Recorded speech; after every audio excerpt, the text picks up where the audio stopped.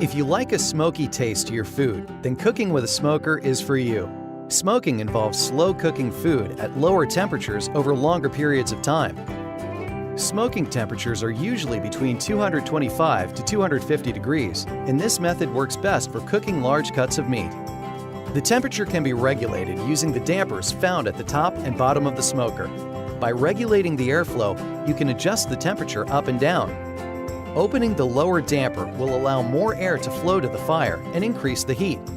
Opening the upper damper will allow more heat to escape and lower the temperature.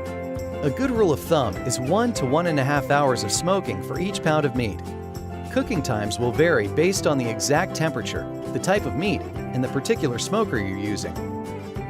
It's easier to maintain a consistent temperature using an electric or propane smoker than it is with a charcoal or wood pellet smoker.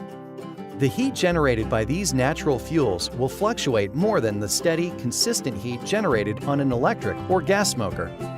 The charcoal models will take a little longer to light, but will add that charbroiled taste to your food. To get the most flavorful food, try adding wood chips to the hot coals and a pan of water. The wood chips will add a smoky taste, and the water will keep the food from drying out over the long course of cooking. Soak the chips in water for 30 minutes, strain them, and add them to the preheated coals before cooking. For added flavor, mix herbs and spices into the water pan and place the meat over the water pan so the drippings fall in. Try to resist the urge to check on the food often. Remember, keeping a constant temperature is the key to successful smoking, and each time you open the lid, heat and smoke will escape. Check the food about once an hour with a meat thermometer to ensure it's cooked to the proper internal temperature. This is also a good time to check and refill the water pan if needed. Wood chips can also be added every hour or two to generate smoke, and charcoal may need to be added when cooking for more than 4 hours. When your food is ready, clean the cooking grate with a steel brush while it's still warm. This will make it much easier to remove any food. To find out more about using a smoker, check out our full guide on HomeDepot.com, or to browse our wide selection of grills, click below.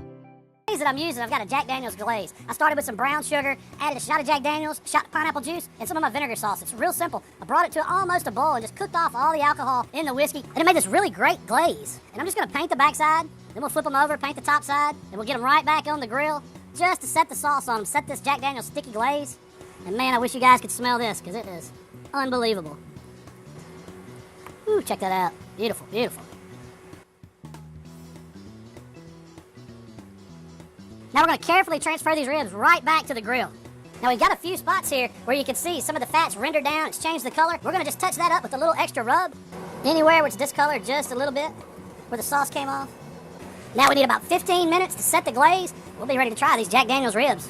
Ribs have been glazing here for about 15 minutes. That's all they need. We just wanted to set that glaze over the top, kind of let it caramelize just a little bit. We're ready to get these ribs over to the cutting board and try them.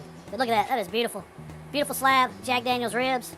I let the ribs just hang out here on the cutting board about 5 minutes. We just wanted to let them rest a little bit, get that heat off. But these things look really, really great. I mean, I'm happy with the color. The way that Jack Daniel's glaze is sticky on top of it, but you still see the colors of the rub come through. It makes a really great presentation for the ribs. I know it's going to taste fantastic. And the way I'm cutting them, I'm going to flip them over so I can see the bones. And we're just going to start with our knife and just make cuts right in between the bones.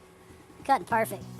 Check that out. Juicy. Oh, man, you can just squeeze them like a sponge. All that juice comes flying out of them. You got that smoke ring on them. I'm going to set a few of them up here so we can kind of see how these ribs turned out. All of them just look fantastic. So we've got some big, meaty ribs here. I want to get one right here. I want to try it. I mean, check that out. All that juice, all that moisture. It's always got to pass the bite test, right? Tender. One bite. Comes right off the bone. That's how tender it is. I mean, it's really a fantastic rib.